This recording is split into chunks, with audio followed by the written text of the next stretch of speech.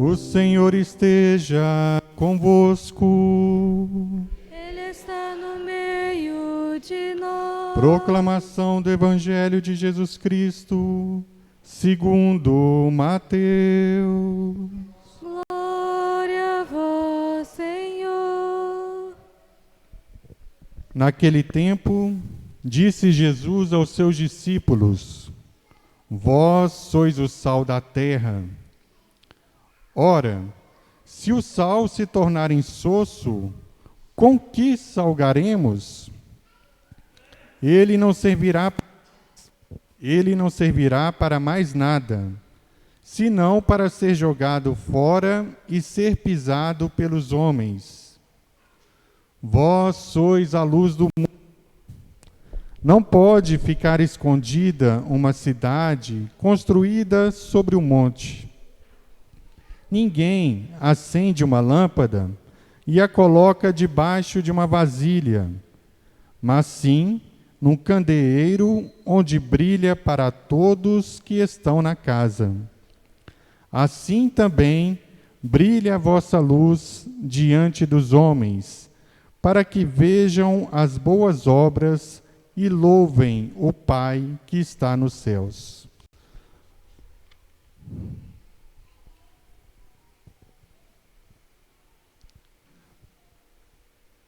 Palavra da salvação. Glória a vós, Senhor.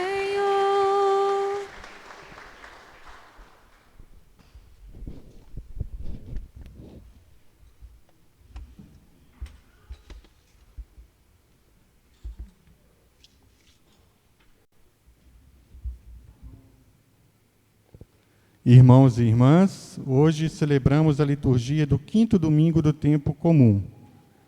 Na primeira leitura, no livro do profeta Isaías, Isaías quer falar sobre a relação que a gente tem com Deus e a relação que a gente tem com as pessoas.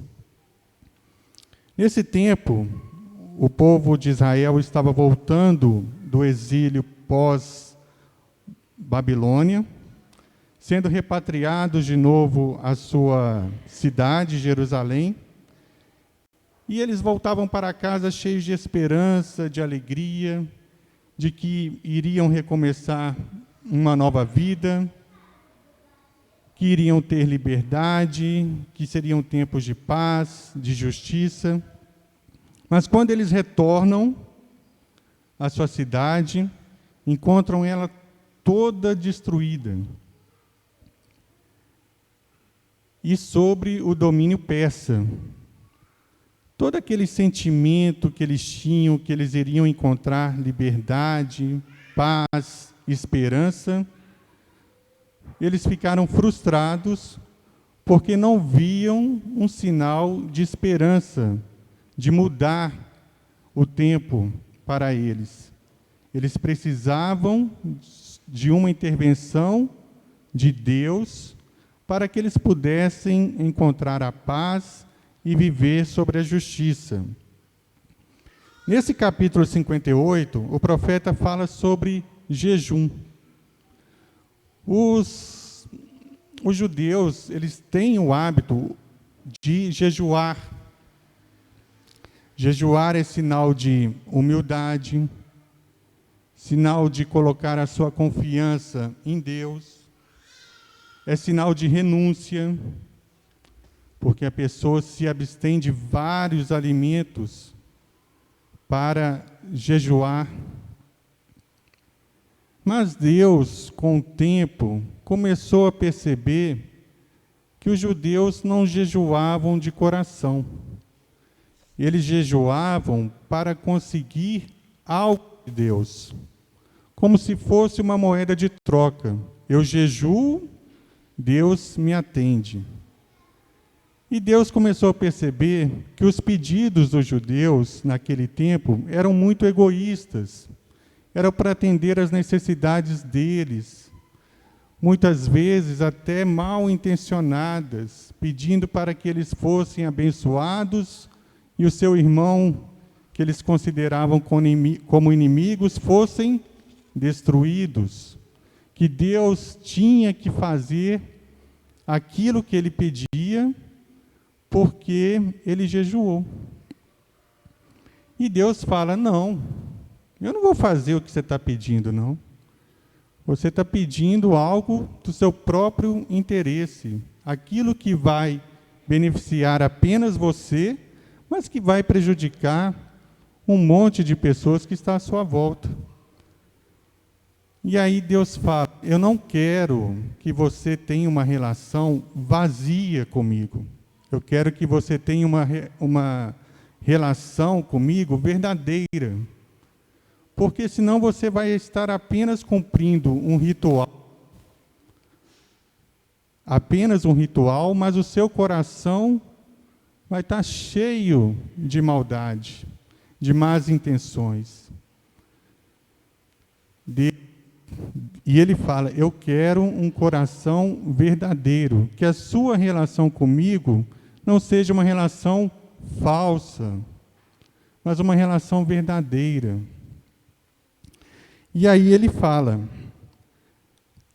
o que adianta você pedir a Deus para que receber uma graça, mas se com as pessoas você comete maldade, você não pratica caridade, você trata mal as pessoas, você humilha as pessoas, você trata bem apenas aquelas pessoas que são interessantes para você, que você vai tirar algum proveito delas. Deus fala isso. Ele fala, eu não quero uma relação com você dessa forma. Eu quero que você, aí a gente entra nessa leitura, em que ele fala, reparta o pão com o faminto, acolhe em casa os pobres e peregrinos. Quando encontrares o nu, cobre-o, e não desprezes a tua carne. Então brilhará a tua luz como a aurora. Deus fala, eu quero não apenas um sacrifício que você faça, mas que você tenha misericórdia com as pessoas. Que você ame, se você me ama tanto igual como você é capaz de fazer um sacrifício, que seja capaz também de amar o seu irmão. E às vezes nós também somos tentados a seguir o exemplo dos judeus. Quando a gente cumpre apenas um ritual, mas o nosso coração não condiz com o que rezamos. Por exemplo, às vezes eu posso entrar no Santíssimo, fechar aquela porta, ficar diante do Santíssimo de joelhos, 3, 4 horas, rezando o terço, rezando, lendo salmos, lendo a leitura da palavra, cantando, chorando, mas o meu coração não é puro. Eu saio de lá de dentro e já saio falando mal dos outros, fazendo fofoca, tratando mal as pessoas, provocando intriga, provocando discórdia. A minha relação está sendo verdadeira com Deus? Eu posso rezar um rosário por dia. Eu acredito na intercessão de Nossa Senhora, na intercessão dos santos. Mas se eu estou rezando um rosário por dia, mas eu odeio os meus irmãos, se eu provoco discórdia, se eu faço maldade com as pessoas, se eu trato bem apenas aquelas pessoas que eu gosto, a minha relação com Deus e com Nossa Senhora está sendo verdadeira? Estou fazendo a vontade de Deus? Isso que o profeta quer nos É isso que o profeta quer nos mostrar, que a nossa relação com Deus seja uma relação verdadeira e não uma relação interesseira, que só quer que a gente reza pedindo para receber um milagre, mas a gente não faz nada para as outras pessoas, não temos compromisso com ninguém. Aí você fala, Fábio, mas Jesus falou, pede e recebereis, bateis na porta e serás atendidos. Mas também Jesus repreende lá no capítulo 6, as pessoas que seguiam ele, só porque ele tinha feito o milagre da multiplicação dos pães. Queriam segui-lo apenas pelos milagres, e não um compromisso com o reino de Deus. E nós somos chamados a isso. Uma luz brilha nas trevas para os justos, permanece para sempre o bem que fez. Nós somos chamados a ser luz na vida das pessoas. No Evangelho, Jesus fala sobre sal da terra e luz no mundo. Um tempo em que Jesus, se a gente pegar os outros domingos, Jesus aparece diante do povo e fala, convertei-vos e crede no Evangelho. Depois disso, Jesus sobe ao monte.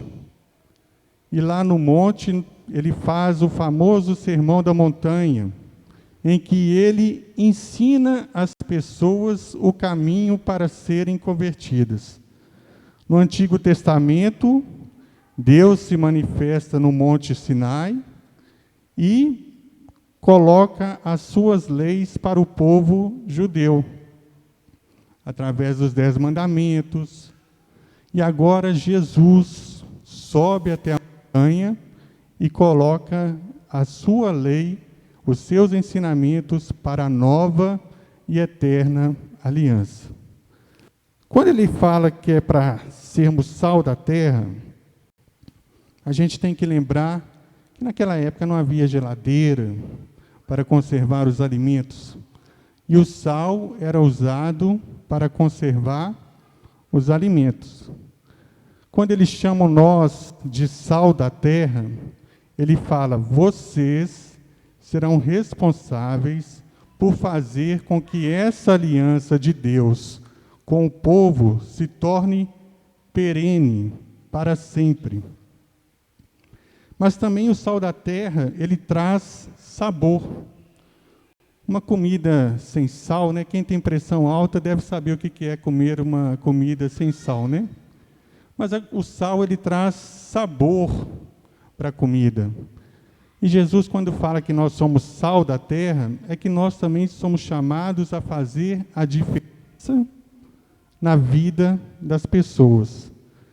Em um tempo em que há intolerância, as pessoas estão muito intolerantes, há muita rivalidade, há muita disputa, né? Se a gente tem irmãos, a gente tem que ser igual ou melhor que o nosso irmão dentro de casa. Se a gente está no trabalho, a gente tem que ser o melhor funcionário da empresa. Se a gente está na faculdade ou na escola, a gente tem que ser o melhor aluno. E Deus fala o seguinte, faça o seu melhor. Não é errado a gente querer fazer o melhor. Trabalhar bem, estudar bem, cozinhar bem, cuidar da casa bem, não há mal nenhum nisso. Mas Deus fala, não faça apenas o melhor para você, mas faça o melhor para os outros. E a gente está sempre, a sociedade sempre quer nos colocar em disputa, em sempre querer ser o melhor, em sempre querer estar acima dos outros. Às vezes a gente tem vontade de estar acima das pessoas, querer dominar. É muito comum a gente ver uma pessoa que foi oprimida a vida inteira querer se tornar opressora. E Jesus fala que é para a gente ser o melhor para os outros. É difícil a gente entender isso, porque a sociedade nos caminha por um lado, e o reino de Deus fala para a gente seguir por outro caminho. Quando ele fala que é para ser luz do mundo, ele fala sobre a gente ser luz na vida das pessoas, poder trabalhar e guiar as pessoas para o caminho do reino de Deus. Não ser uma pessoa chata que fica querendo converter a outra pessoa todo dia, que fica todo dia batendo na sua porta da sua casa, mas ser luz do mundo não apenas com palavras, mas com ações, com atitudes. É através do nosso testemunho, do meu testemunho, é que eu vou conseguir converter alguém. Não é falando da Bíblia, pegando capítulos, livros, decorando versículos para tentar converter alguém.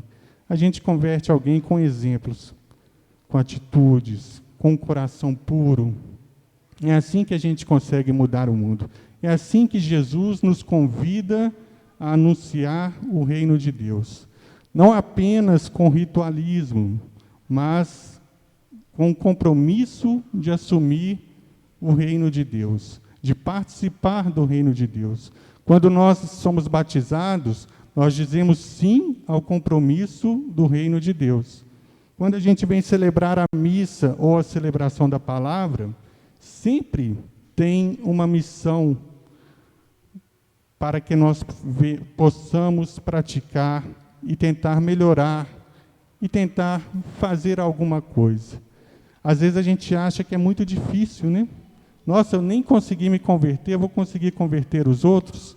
Mas às vezes a luz que brilha na vida da Neide, ela consegue brilhar em mim. A luz que brilha no Eric, a luz de Cristo que brilha no Eric, se torna reflexo para mim. E é assim que a gente vai tentando mudar o mundo. Às vezes a gente quer fazer grandes coisas grandiosas, mas é através da espiritualidade sua que você consegue mudar a sua vida. Sua vida e a vida das pessoas. Na segunda leitura, Paulo fala o seguinte: não é através de uma boa oratória, eu posso falar muito bem, citar filósofos, citar várias fontes, né, ter uma boa oratória, falar muito bem, mas nada disso vai fazer com que a palavra de Deus entre na sua vida.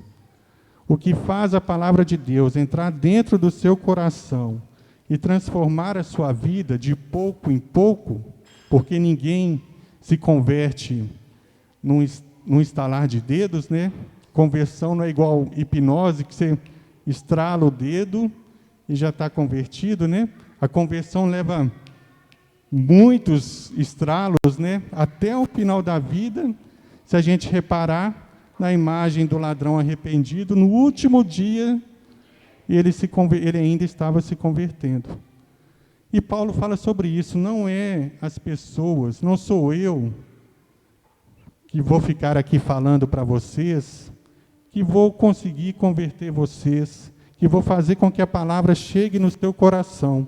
É o Espírito Santo que vai fazer com que a palavra de Deus seja transformada na sua vida. É somente através do Espírito Santo que a palavra de Deus chega nos nossos corações e faz sentido na nossa vida. É somente ela. Por isso que Paulo fala muito, né? Não sigam pessoas, não sigam Jesus por causa de fulano ou por causa de ciclano. Sigam Jesus por causa dele. Creiam nele e aí sua vida será transformada. Amém? Louvado seja o nosso Senhor Jesus Cristo. Nós vamos